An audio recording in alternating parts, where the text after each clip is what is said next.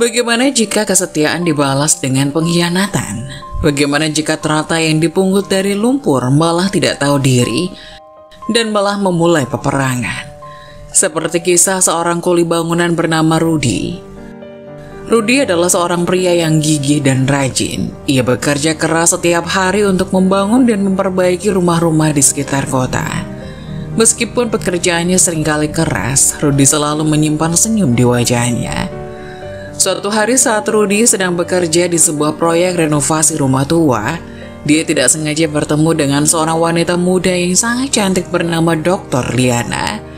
Dr. Liana adalah seorang dokter terkenal di kota tersebut dan dikenal karena kecantikannya serta kebaikannya. Dia sering membantu warga kota dengan layanan medisnya tanpa memandang status sosial atau ekonomi. Ketika Dr. Liana melintasi proyek renovasi tersebut, dia terkesan dengan kerja keras Rudy dan juga ketulusan hatinya. Mereka mulai berbicara dan menjadi teman. Rudy sangat terkesan dengan kepintaran dan kebaikan Dr. Liana, sedangkan Dr. Liana terpesona oleh tekad dan semangat Rudy. Suatu hari Rudy mendengar bahwa kabar Dr. Liana ingin membuat sebuah klinik di suatu daerah. Mendengar kabar itu, Rudy pun sangat senang karena ia merasa itu adalah pekerjaan yang memang disediakan Tuhan untuknya agar bisa berbicara atau ngobrol dengan Dr. Liana. Ia pun menunggu di pinggir jalan karena ia tahu di jam-jam tertentu Dr. Liana akan lewat jalan pulang. Pucuk dicinta, ulang pun tiba. Motor Dr. Liana lewat begitu Rudy duduk di sana. Ia pun memanggil Dr. Liana dari kejauhan. Sang dokter cantik yang merasa mendapat panggilan itu pun langsung menepikan motornya dan mendekati Rudy bertanya ada keperluan apa. Rudy mendekati dokter cantik itu dan menawarkan bantuan secara sukarela. Dia ingin membangun ruang praktik dokter itu sendiri. Dr. Liana awalnya merasa terkejut, tapi ketika dia melihat tekad dan keahlian Rudy, dia menerima tawarannya dengan tulus. Hal yang ditunggu-tunggu Rudy akhirnya tercapai. Dirinya bisa bicara dengan dokter muda dan cantik itu. Meski sempat grogi dan canggung, Rudy bisa bekerja secara profesional. Ditambah dirinya ingin terlihat baik di mata Dr. Liana. Selama beberapa bulan Rudy bekerja tanpa lelah. Dia membangun ruang praktik dengan sangat teliti, menjadikannya tempat yang nyaman dan fungsional untuk para pasien. Dr. Liana melihat dedikasi dan ketekunan Rudy dalam setiap sentuhan pembangunan tersebut. Mereka sering berbicara selama proses ini, berbagi cerita, impian, dan aspirasi mereka. Selama periode itu, benih-benih cinta mulai tumbuh di antara mereka. Mereka belajar satu sama lain, mendukung satu sama lain, dan melalui proses tersebut, mereka menyadari betapa mereka cocok satu sama lain. Kebersamaan mereka dalam mewujudkan klinik itu mengubah persahabatan mereka menjadi cinta yang mendalam dan tulus. Ketika ruang praktik akhirnya selesai, Dr. Liana dan Rudy merayakan pencapaian itu bersama-sama. Mereka tahu bahwa mereka telah menemukan cinta sejati dalam perjalanan mereka untuk membantu orang lain. Ruang praktik yang dibangun oleh Rudy bukan hanya tempat berobat, tetapi juga simbol cinta yang mereka bagi. Cinta itu tumbuh di antara mereka seperti bunga yang mekar di tengah-tengah perjuangan mereka untuk kebaikan bersama. Beberapa bulan berlalu sejak Rudy membantu Dr. Liana membangun ruang praktek kliniknya. Mereka telah menghabiskan banyak waktu bersama, berbagi cerita, tawa, dan mendukung satu sama lain dalam perjuangan mereka. Semakin hari Dr. Liana merasa semakin dekat dengan Rudy. Keberadaannya memberinya rasa nyaman dan kebahagiaan yang tak pernah dia rasakan sebelumnya. Suatu malam, ketika klinik sudah hampir selesai, Dr. Liana dan Rudy duduk bersama di ruang tunggu yang masih kosong.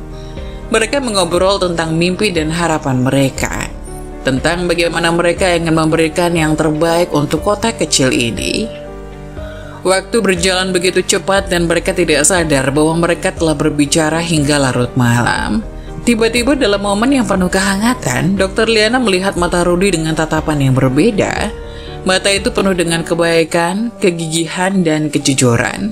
Dia merasa detak jantungnya berdebar-debar dan tubuhnya terasa hangat. Tanpa ragu dia berkata, "Rudy, aku ingin tahu bahwa aku sudah jatuh cinta padamu." Rudy yang terkejut memandang Dokter Liana dengan mata penuh kebahagiaan dan kekaguman. Dia merasa hatinya bergetar dengan kebahagiaan yang sama.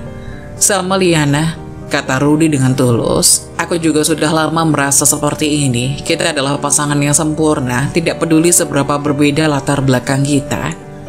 Setelah itu Dokter Liana dan Rudy mengenali perasaan cinta mereka satu sama lain. Mereka mulai menjalani hubungan yang penuh dengan kebahagiaan, dukungan, dan cinta yang mendalam. Ruang praktik yang mereka bangun bersama-sama menjadi saksi dari awal perjalanan mereka sebagai pasangan yang bahagia. Waktu berlalu begitu cepat dan hubungan keduanya semakin erat. Mereka menjalani banyak momen indah bersama-sama, mendukung satu sama lain dalam segala hal dan berbagi mimpi mereka untuk masa depan. Cinta mereka tumbuh lebih dalam setiap harinya, hingga suatu hari Rudy merasa bahwa saatnya untuk mengambil langkah besar.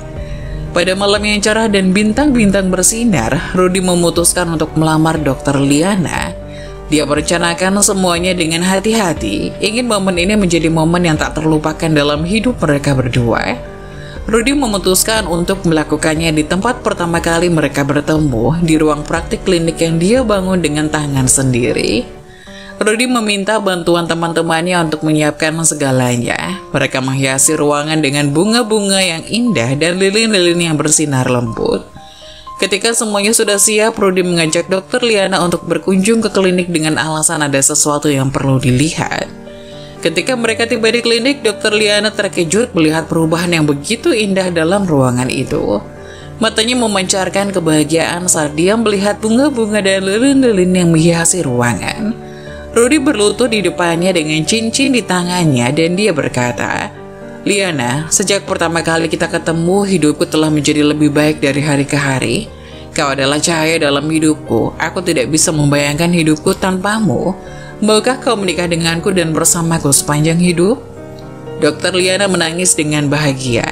Dia meraih tangan Rudy dan berkata, "Iya Rudy, aku mau. Aku mencintaimu dengan segenap hatiku dan aku tidak sabar untuk menjalani hidup bersamamu." Mereka berdua tersenyum dengan bahagia dan cincin dijatuhkan ke jari Dokter Liana.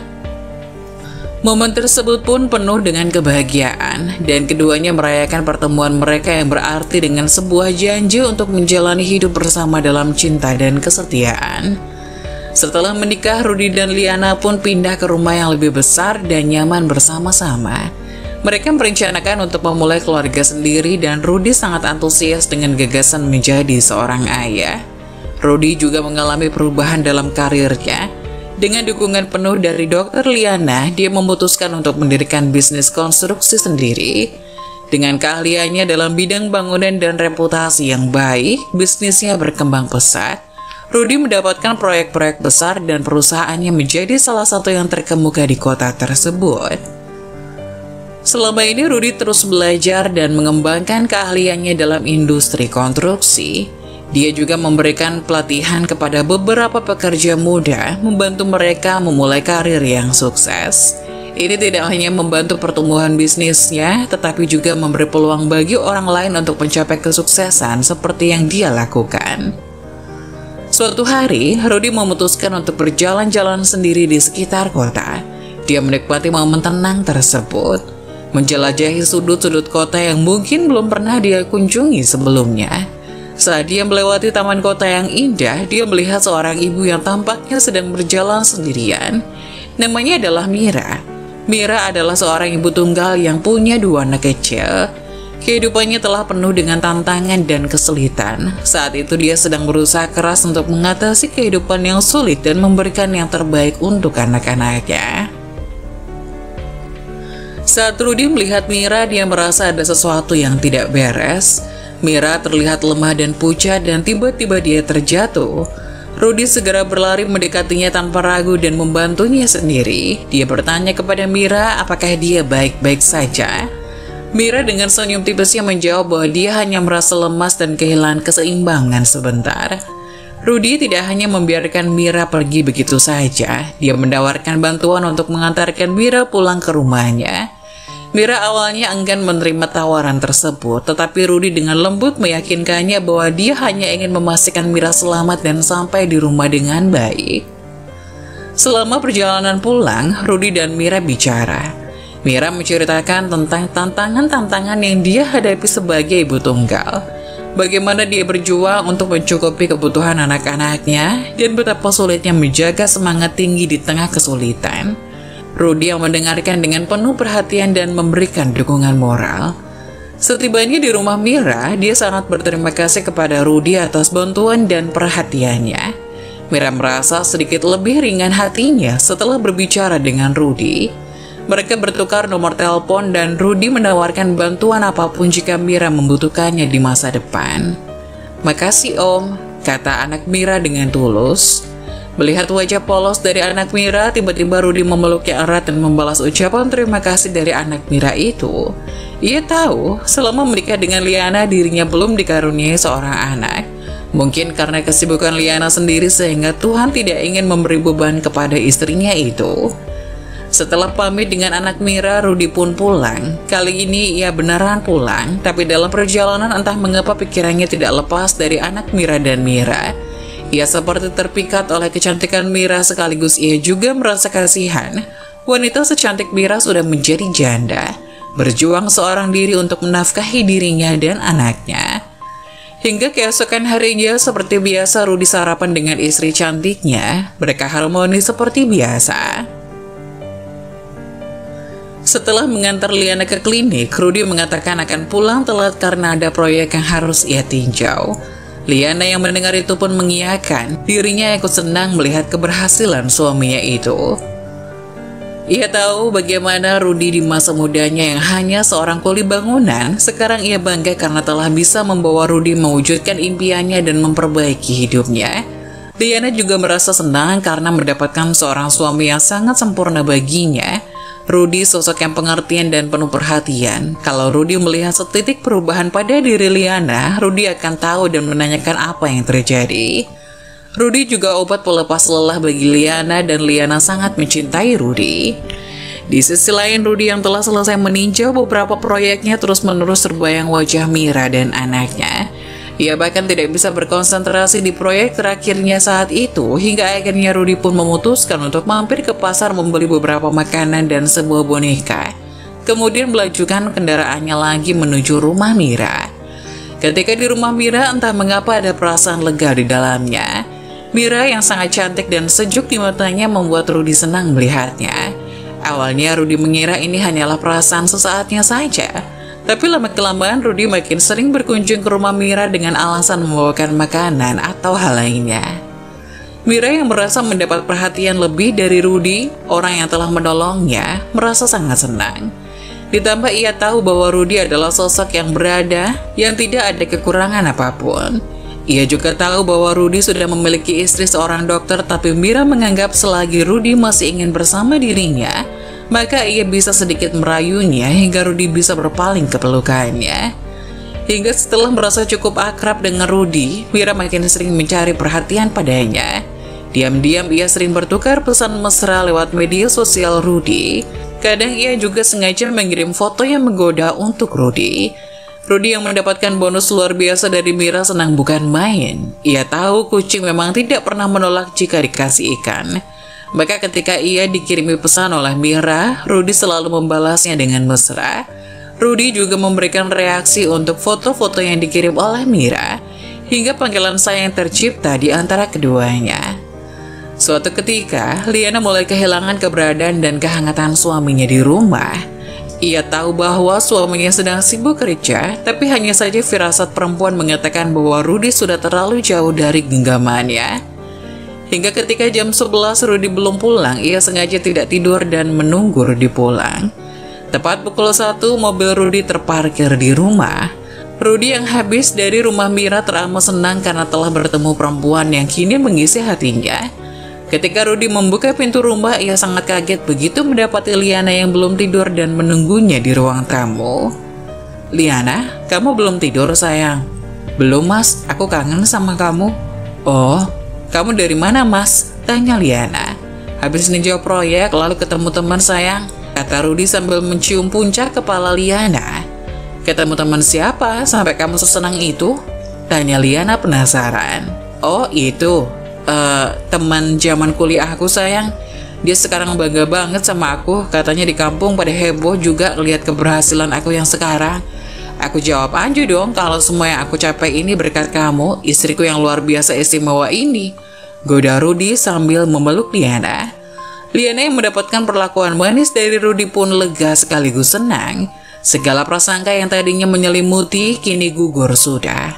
Liana sangat senang malam itu. Suaminya memang yang terbaik yang tidak pernah berubah. Hingga akhirnya mereka berdua pun beranjak tidur.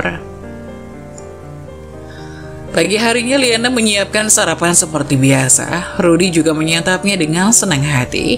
Tidak ada pergerakan yang mencurigakan dari Rudy. Semua serasa sama. Sejenak Liana berpikir bahwa ia harus minta maaf kepada Rudy karena diam-diam menaruh prasangka kepada suami tercintanya itu. Kini ia tahu segala prasangka negatif yang ada di pikirannya itu semua karena dirinya sangat merindukan kekasihnya dan cemburu dengan pekerjaannya. Mas, aku minta maaf sama kamu, kata Liana saat sarapan bersama. Minta maaf kenapa sayang? Di mataku kamu gak pernah melakukan kesalahan apapun. Kalau kamu melakukan kesalahan, biarkan aku yang minta maaf karena bagiku kamu adalah satu-satunya yang sempurna sayangku, kata Rudy panjang. Iya mas, aku tahu kamu sangat mencintaiku. Sebenarnya kemarin saat kamu sudah jarang di rumah, aku mengira kalau kamu punya wanita simpanan lain di luar. Jadi aku agak cemburu. Mendengar perkataan Liana, Rudy pun langsung terbatuk-batuk tersedak makanannya. Liana yang mendapati Rudy batuk pun langsung memberikan minuman dan menenangkan Rudy. Rudy memandangi Liana tak percaya. Iya, firasat wanita memang benar, tapi Rudy tidak mungkin akan jujur pada Liana. Rudy yang seperti tertangkap basah pun gelagapan tak bisa menjawab perkataan dari Liana. Liana juga tidak mempermasalahkan lagi karena baginya hubungan rumah tangganya baik-baik saja. Setelah mengantar Liana, kali ini Rudy langsung melajukan mobilnya ke rumah Mira. Pasalnya, beberapa berkas pekerjaannya tertinggal di rumah Mira saat dirinya tengah apel malam tadi. Mira yang mendapati Rudy pagi-pagi datang ke rumahnya pun senang. Dirinya mengira bahwa Rudy tidak puas dengan permainan mereka semalam hingga Rudy sudah sangat merindukannya lagi. Ketika Rudy mengetuk pintu, Mira sudah bersiap dengan pakaian menggodanya dan membuka pintu untuk Rudy. Sayang, kamu kembali hari ini, kata Mira sambil langsung memeluk Rudy. Sayang, kenapa pagi-pagi kamu pakai baju seperti itu? Kata Rudy bingung. Iya, ini untuk menyambut kesayanganku yang tumben datang sepagi ini, kata Mira menggoda Rudy. Rudy yang mendapatkan pemandangan indah itu pun langsung menyambut Mira dengan senang hati. Dirinya melupakan berkas pekerjaan dan malah bercinta dengan Mira. Mira yang seperti sudah mendapatkan hati Rudy pun senang dan merasa menang dari istrinya. Tinggal menunggu beberapa langkah lagi, maka Mira akan bisa memiliki Rudy seutuhnya.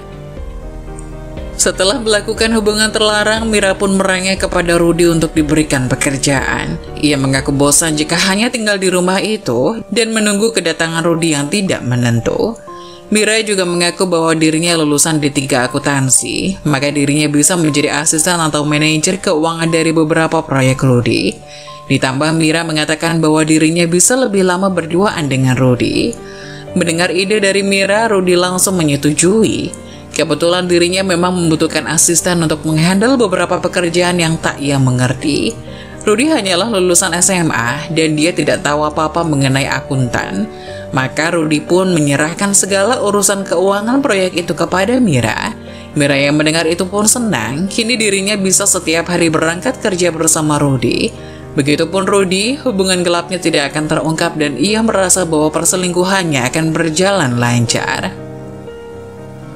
Begitulah hingga Rudy dan Mira kemana-mana akan bersama. Entah itu di dalam ataupun di luar kota, Rudy selalu membawa Mira pergi bersamanya. Kadang juga ia mengajak anak Mira untuk liburan bersama, bagaikan satu keluarga utuh yang sangat bahagia. Sedangkan istrinya di rumah menanti kepulangan Rudy dengan doa agar suaminya itu pulang dengan selamat. Suatu hari, Liana mendapatkan undangan untuk berkunjung ke sebuah sekolah dasar untuk memberikan penyuluhan hidup sehat anak-anak di sana. Liana sangat antusias begitu mendapat undangan itu.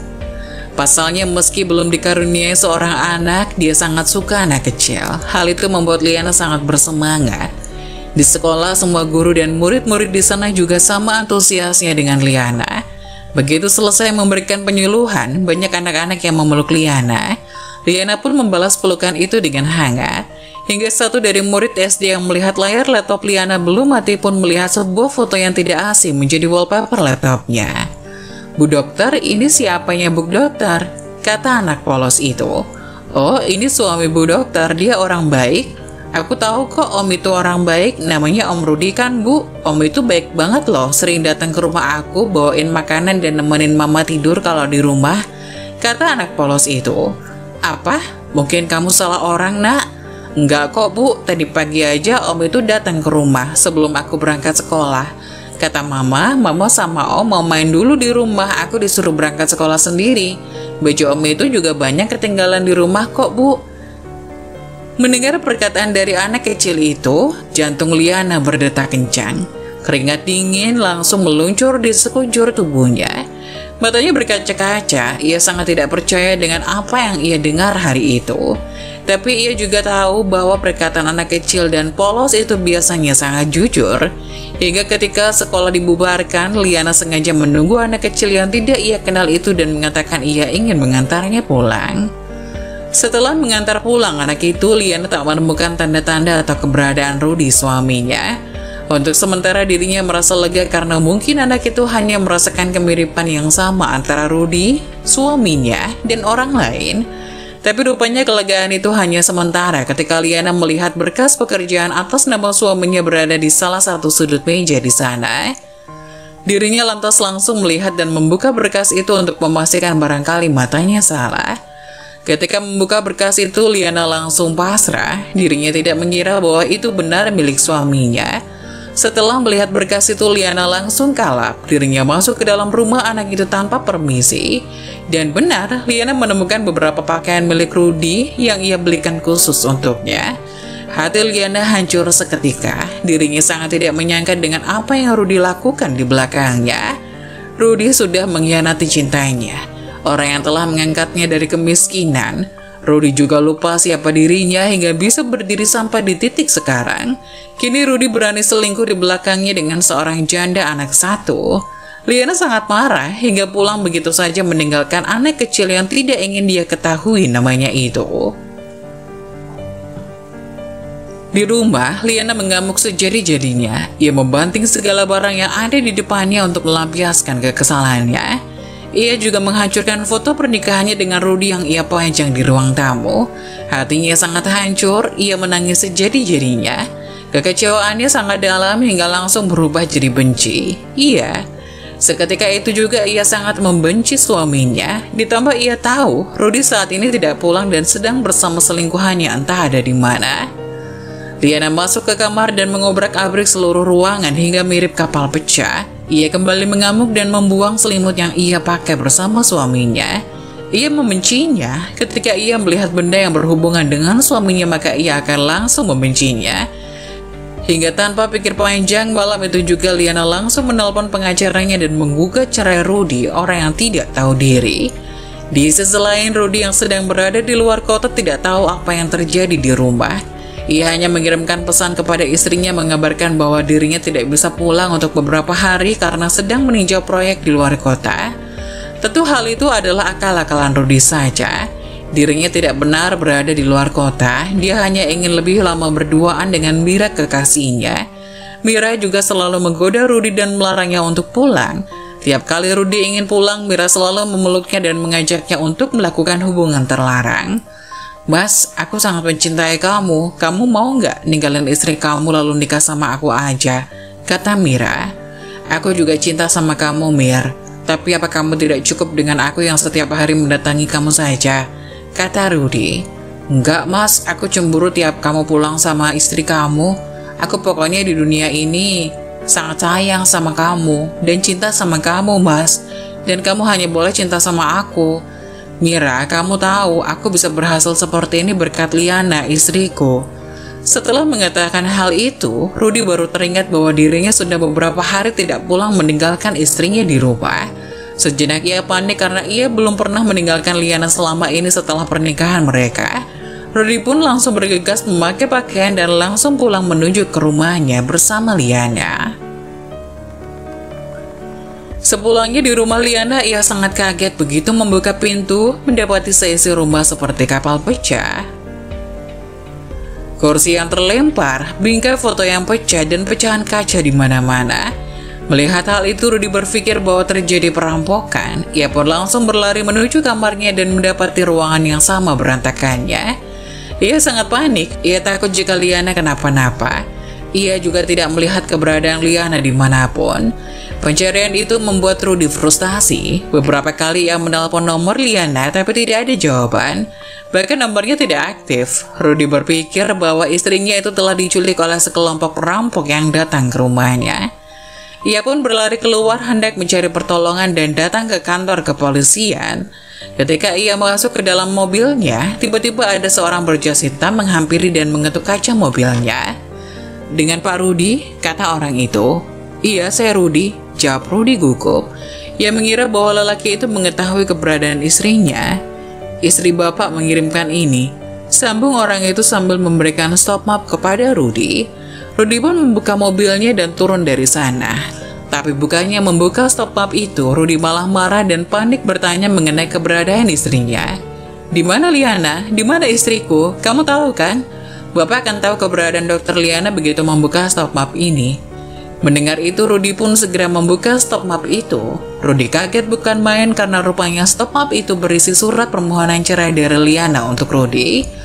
"Saya pengacara Dokter Liana. Dokter Liana sudah mengetahui tentang perselingkuhan Bapak dan sekarang dirinya sedang berada di suatu tempat dan Bapak tidak bisa kunjungi. Sekarang Bapak tinggal datang ke pengadilan di waktu yang sudah ditentukan," kata orang yang mengaku pengacaranya itu. Apa maksudnya ini? Saya harus ketemu dengan Liana. Ini salah paham. Biarkan saya menjelaskan kepada Liana," kata Rudy berteriak. Tapi bukannya menjawab, orang yang mengaku pengacaranya itu malah meninggalkan Rudy yang masih dalam kondisi kebingungan. Iya, perselingkuhannya telah terungkap, tapi ia tidak menyangka bahwa Liana akan melayangkan gugatan cerai kepadanya secepat itu. Bahkan Rudy tidak bisa lagi bertemu untuk membujuk Liana agar membatalkan gugatan cerai kepadanya. Rudy sangat kalut. Seminggu setelah mendapatkan surat itu, Rudy sama sekali tidak keluar rumah. Ia tidak bekerja bahkan menemui Mira. Hingga salah satu stafnya pun menelpon, mengabarkan bahwa proyek yang ia kerjakan selama ini mengalami kerugian besar. Alasannya adalah karena semua aliran dana itu tidak masuk ke dalam perusahaan tapi masuk ke rekening pribadi atas nama Mira. Kini Mira tidak diketahui keberadaannya. Awalnya semua berjalan lancar hingga terjadi sesuatu yang mengerikan. Dunia Rudy jungkir balik lagi. Semua dana proyek yang mencapai jutaan dolar telah hilang.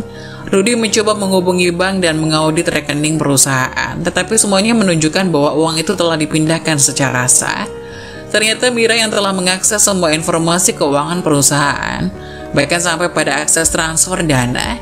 Ia merencanakan aksi curangnya dengan sangat cermat. Mira telah bekerja sama dengan seorang penipu profesional yang menyelenap masuk sebagai kontraktor palsu dalam proyek Rudy. Mereka berhasil memindahkan semua dana proyek ke rekening pribadi mereka sebelum Rudy menyadari apa yang terjadi. Ketika Rudy mengetahui pengkhianatan Mira, ia merasa hancur. Uang yang hilang tidak hanya miliknya, tetapi juga milik para investor yang telah mempercayakan proyek ini kepada mereka. Tiba-tiba perusahaan Rudy menjadi terancam bangkrut, dan dia harus menghadapi kemarahan investor yang merasa telah ditipu. Rudy berusaha untuk melacak Mira dan penipu tersebut, tapi mereka telah meninggalkan jejak palsu yang sulit diikuti. Kepalanya terasa penuh dengan pertanyaan, mengapa Mira melakukannya? Apa yang telah mendorongnya untuk mengkhianati orang yang telah mempercayainya begitu lama? Rudy kembali pasrah. Semua orang yang terlibat di proyek itu menuntut Rudy untuk mengembalikan semua uangnya, hingga Rudy terpaksa harus menjual beberapa aset atas nama pribadinya. Rudy bangkrut. Beberapa tahun kemudian, setelah diceraikan si dokter cantik, ditinggalkan selingkuhannya, Rudy kembali bekerja sebagai kuli bangunan di kota lain.